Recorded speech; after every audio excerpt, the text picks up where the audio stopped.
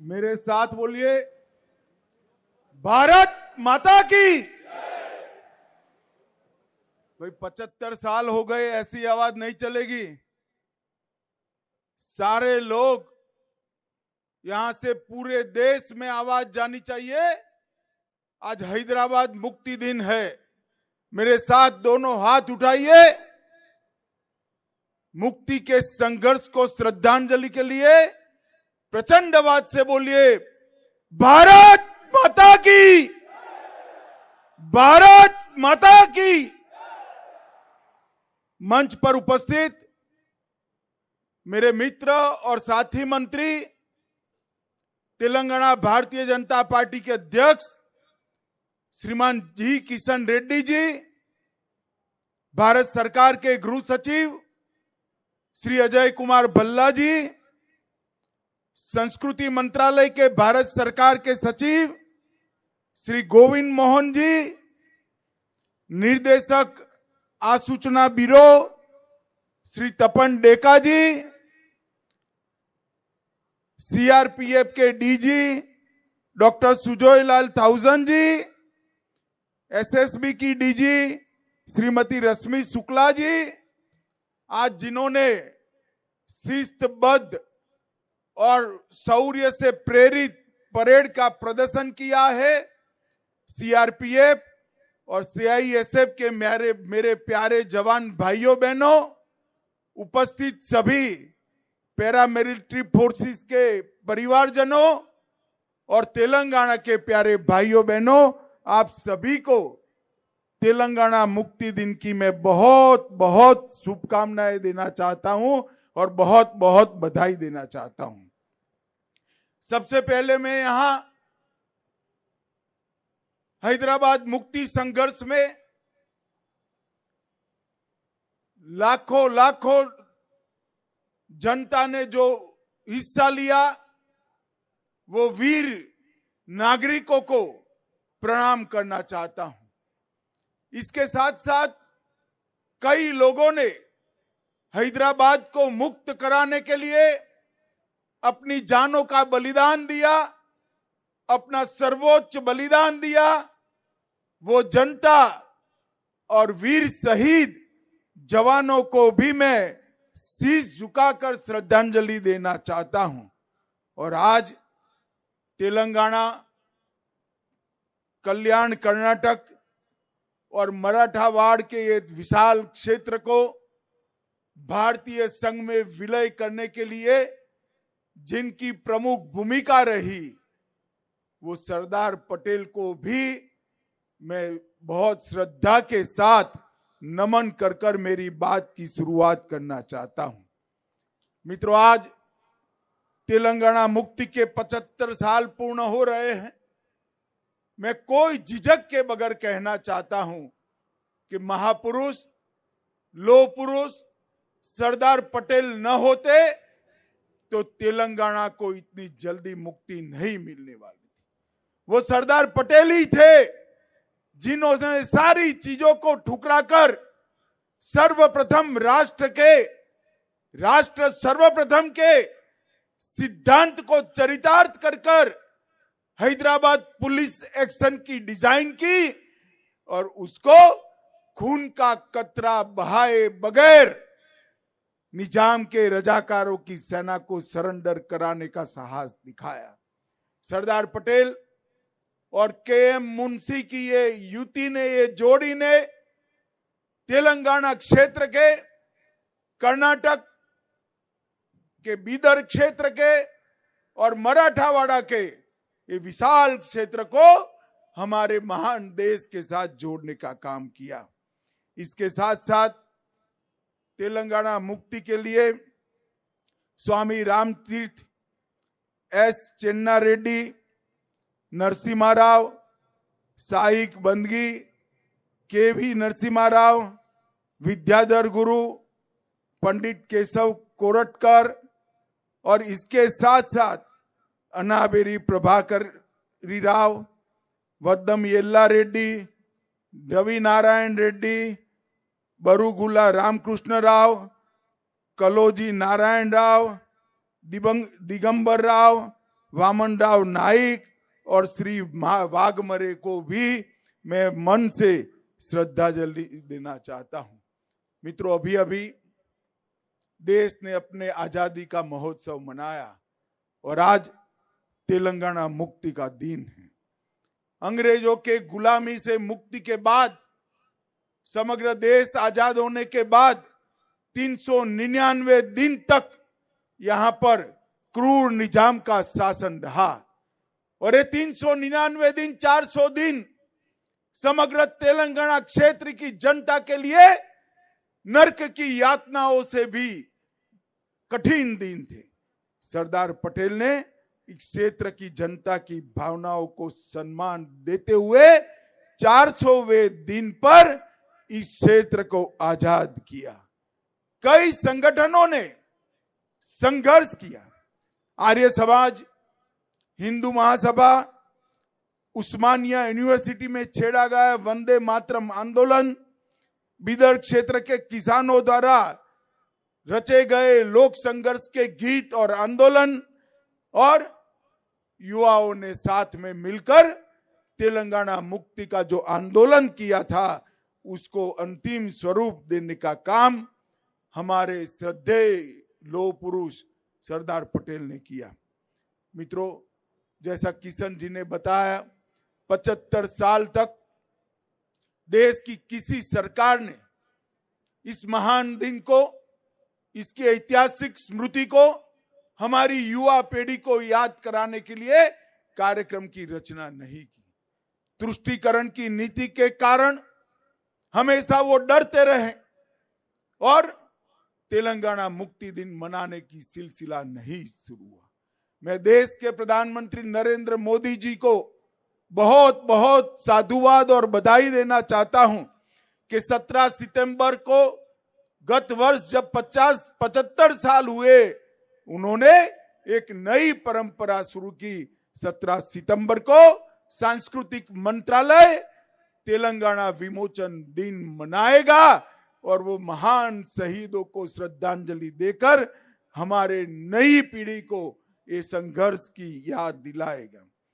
मित्रों, इसके पीछे हमारे 3 उद्देश्य हैं। एक, नए पीढ़ी को, बालकों को, किशोरों को ये महान संघर्ष की याद दिलाना और देशभक्ति के संस्कार से सिंचित करना। दूसरा, उन शहीदों को श्रद्धांजलि देना जिन्होंने हैदराबाद मुक्ति के लिए काम किया। और तीसरा, अपने आप को राष्ट्र को पुनः समर्पित करना कि शहीदों ने जो स्वप्न देखे थे, इस प्रकार के राष्ट्र की निर्मित के लिए हम आगे बढ़े। आज यहां पर एसएसबी इब्राहिमपट्टनम के पारिवारिक आवास का वर्चुअल शिलान्यास हुआ है। एसएसबी की फोर्स में काम करने वाले दक्षिण भारत के सारे जवानों के परिवारों के लिए एक नई शुरुआत है और मैं आशा करता हूं उससे परिवारजनों के जीवन में काफी सुलभता आएगी, सुगमता आएगी और सुविधा युक्त जीवन ये जी पाएंगे।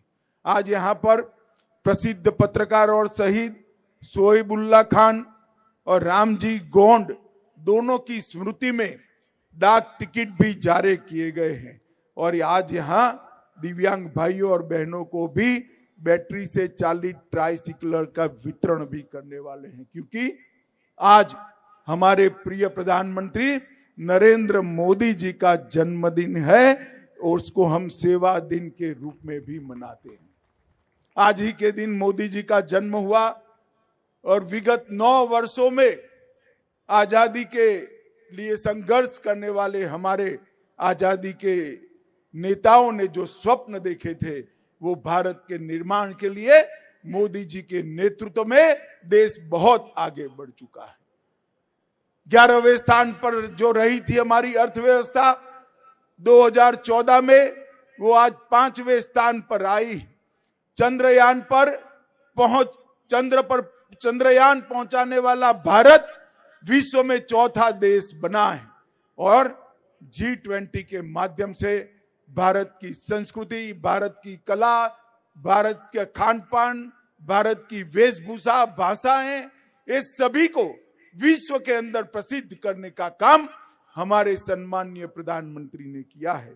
इसके साथ साथ अफ्रीकन यूनियन को G20 में शामिल कर G20 को G21 में परिवर्तित करने का काम भी हमारे प्रधानमंत्री जी ने किया है। आतंकवाद, क्लाइमेट चेंज और अर्थव्यवस्था के बारे में मोदी जी का दृष्टिकोण समग्र विश्व के नेतृत्व ने आज स्वीकारा है और वो वैश्विक एजेंडा के रूप में दिल्ली डिक्लेरेशन से प्रस्तापित हुआ है।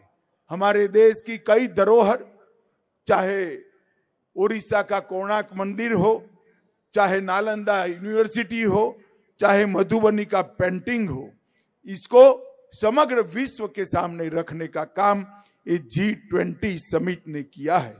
डिजिटल पब्लिक इंफ्रास्ट्रक्चर की वैश्विक मान्यता मिली। यूपीआई, बैंकिंग, आधार और मोबाइल टेक्नोलॉजी में भारत में जो क्रांति हुई है, इसकी भूरी भूरी प्रशंसा समग्र विश्व के नेताओं ने की है। मित्रों, आज मैं यहां आया हूं तब बहुत लंबी बात करना नहीं चाहता, परंतु एक बात जरूर कहना चाहता हूं। ये 400 दिन के निजाम के शासन में यहाँ की जनता ने जो अपार यातनाएं सहन की है, इसका हिसाब विश्व की यातनाओं के इतिहास में कहीं पर मिलना नहीं। इसीलिए सरदार पटेल ने कहा था, स्वतंत्र हैदराबाद भारत के पेट में कैंसर के समान है, उसका ऑपरेशन के बगैर और कोई रास्ता हो नहीं सकता। और इसलिए उन्होंने पुलिस एक्शन के माध्यम से हैदराबाद को स्वतंत्र करने का काम किया। बड़ी दुर्भाग्य की बात है, तेलंगाना की रचना के बाद भी तेलंगाना विमोचन दिन मनाने में वोट बैंक की पॉलिटिक्स के कारण ये पार्टियां जो संकोच कर रही है, मैं उनको कहना चाहता हूं, जो अपने देश के इतिहास से मुंह मोड़ लेते हैं, देश की जनता उनसे मुंह मोड़ लेती है। हमारे देश के इतिहास पर गौरव कर हमारे शहीदों के शहादत पर गौरव कर स्वतंत्र संग्राम के इतिहास पर गौरव कर ही हम इस देश और हैदराबाद को, तेलंगाना को आगे बढ़ा सकते हैं। और यहां पर जिस प्रकार से निजाम के क्रूर शासन ने कई फरमान दिए थे, माफूसा और गैर माफूसा का भेद खड़ा किया था, उससे मुक्ति सरदार पटेल ने दिलाई थी। कई ऐसी घटनाएं हैं जिसके जिक्र से भी आज रोंगटे खड़े हो जाते हैं। मैं एक ही का उल्लेख करना चाहूंगा। परक्कल्ला तेलंगाना 2 सितंबर 1947, 1500 से ज्यादा लोग भारतीय तिरंगा फहराने के लिए परक्कल्ला कस्बे में एकत्रित हुए। निजाम की रजाकार फौज ने जनरल डायर की तरह गोलियां चलाने का आदेश किया। 150 लोग घायल हुए, कई लोग मारे गए। ऐसा निर्मम हत्याकांड मराठावाड़ा के परभणी के गुंडा गांव में भी हुआ और बीदर के पास घोरटा में भी हुआ। इस सभी से मुक्ति दिलाने का काम सरदार पटेल ने किया। KM मुंशी और सरदार पटेल, ये दो देशभक्त नेताओं ने हैदराबाद मुक्ति का डिजाइन किया और उसको अंत तक लागू किया। और 10 अगस्त 1948 को सरदार पटेल ने कहा था कि हैदराबाद समस्या के समाधान का एक ही रास्ता है और वह है हैदराबाद का भारत में विलय, जिसको 17 सितंबर 1948 को उन्होंने सरेंडर किया और निजाम शरण में आए। मित्रों, आज मैं तेलंगाना राज्य की जनता को, कर्नाटक के कल्याण कर्नाटक की जनता को और मराठावाड़ के महाराष्ट्र की जनता को कहना चाहता हूं कि ये जो दिन है, ये दिन की स्मृति जो है, हमारा संघर्ष है, हमारे शहीदों का बलिदान है, उसको युगों युगों तक हम याद कर कर रखें, जिससे आने वाली पीढ़ियां इससे प्रेरणा ले और देश के विकास के लिए अपने आप को समर्पित करें। अंत में मैं फिर से एक बार सरदार वल्लभ भाई पटेल, के एम मुंशी और जिन जिन सभी महान आत्माओं ने इस देश के लिए, हैदराबाद मुक्ति के लिए बलिदान दिया, वो सबको प्रणाम कर कर मेरी वाणी को विराम देता हूं। मेरे साथ फिर से एक बार बोलिए, भारत माता की, भारत माता की।